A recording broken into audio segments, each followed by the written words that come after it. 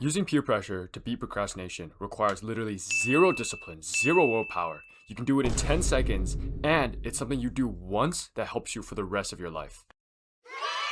To help explain this concept, I spent 10 hours on an Oscar-worthy, booty-licking animatic. It's my magnum opus, so I hope you enjoy.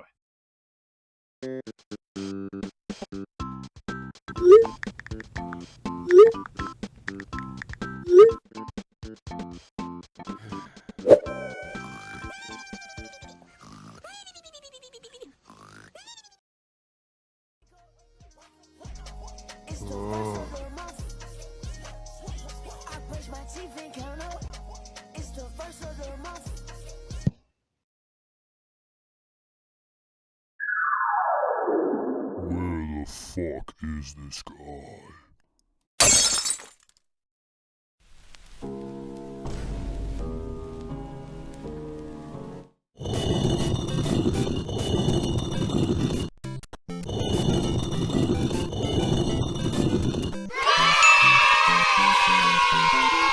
Okay, now back to the video. Telling other people about your goals creates a subtle form of peer pressure that forces you to be more productive. This video is going to teach you how to use other people around you to keep yourself accountable. It works because when someone's expectations of you are all the way up here, your brain anticipates social consequences, such as shame, judgment, etc. So in layman's terms, it means that your feeling to impress other people around you is going to be a lot higher than your urge to procrastinate. Thus, you don't procrastinate, you actually do the work on yourself. Now, quick caveat, obviously if your friends or your family actually do think less of you because you didn't reach the higher standard, they're not good friends. But whether or not it's real or just in your head, the pressure is still there, which is what we want, which is what is going to stop procrastination. Now, there are three ways to leverage this: your network, your consequence, and your culture. But I'll go into that later on in sort of the practical tips section of this video. If you're anything like me and you're like an autistic overthinker, especially when it comes to social circumstances, this is especially good for you, and it's going to be especially really effective.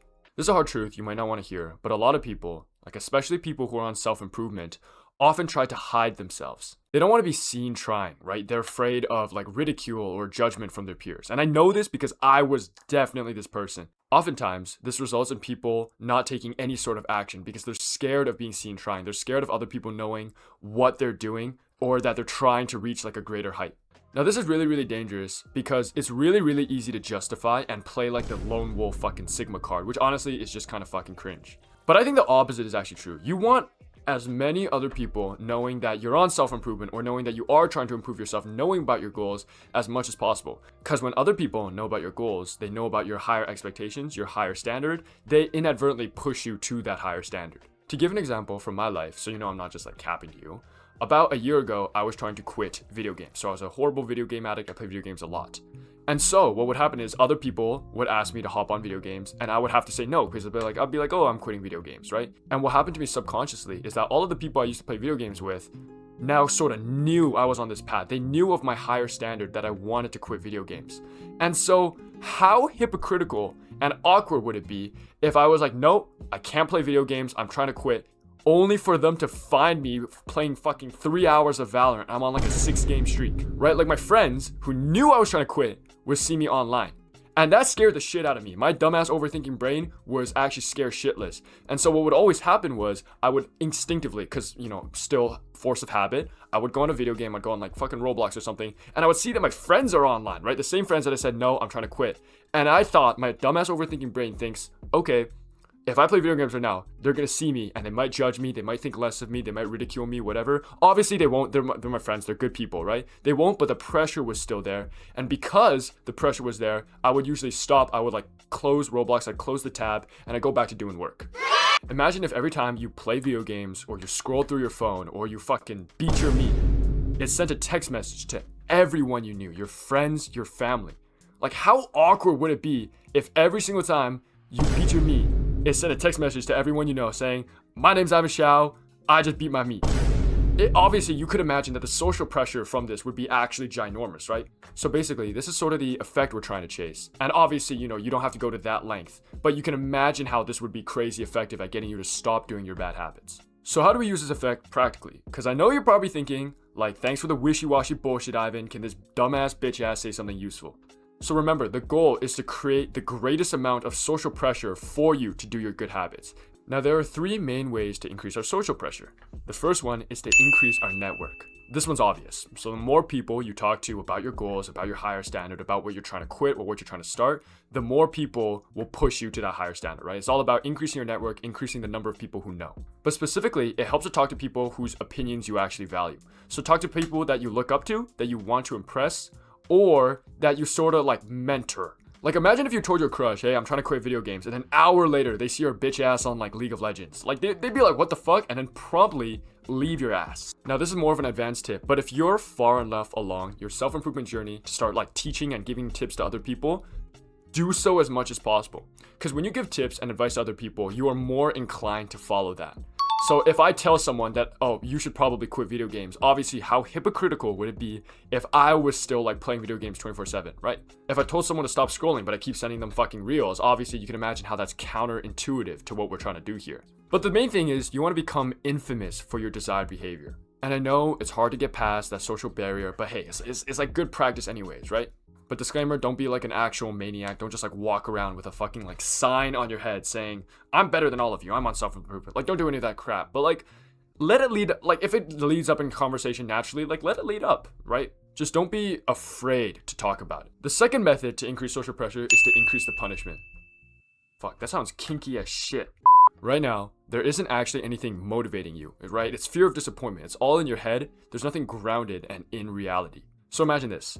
If something that isn't real, that's entirely in your head, can motivate you this much, imagine how much better that thing would be if it's actually in reality. And the way you do this is you create social contracts that force punishment if you don't do your desired behavior. So for example, every time someone catches you doing a bad habit, maybe you owe them $5. So now, instead of just like this wishy-washy stuff of like, oh, fear of disappointment, fear of judgment, whatever, it's an actual like real, grounded punishment that occurs if you don't do your desired behavior. And I actually did this with my sister a while back, and although I don't need to anymore, for about the month that I did do it, my scrolling went down by like, I shit you not, like an hour and a half every day, just immediately, right?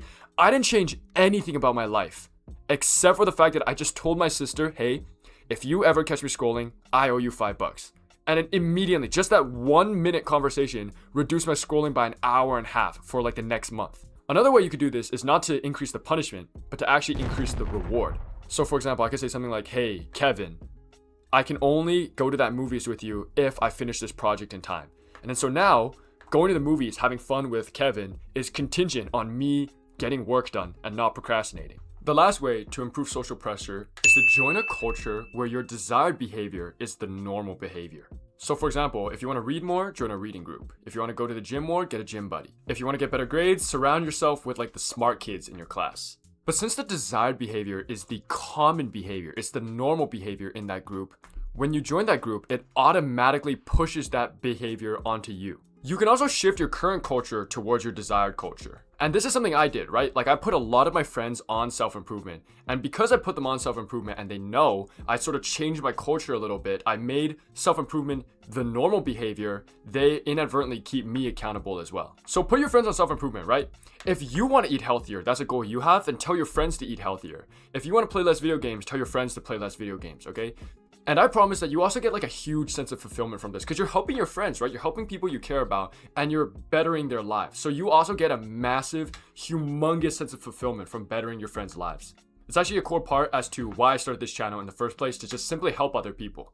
The opposite of this is also true. Like for example, if you're in a group, you're in a friend group where every single person plays video games and they're always asking to hop on, you can imagine how you would have a greater tendency to play video games in that group. So if you're gonna be influenced either way, like whatever friend group you're inside, you're gonna be influenced. You might as well be influenced in a good way, in a positive way. Join the friend group that actually uplifts you rather than like pulls you down.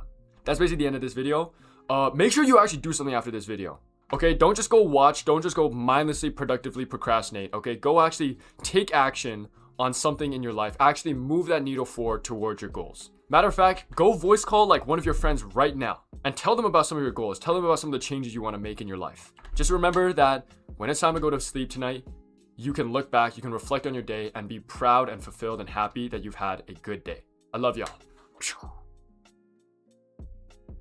The goal of this video is to teach you how to... Fuck! The goal of my...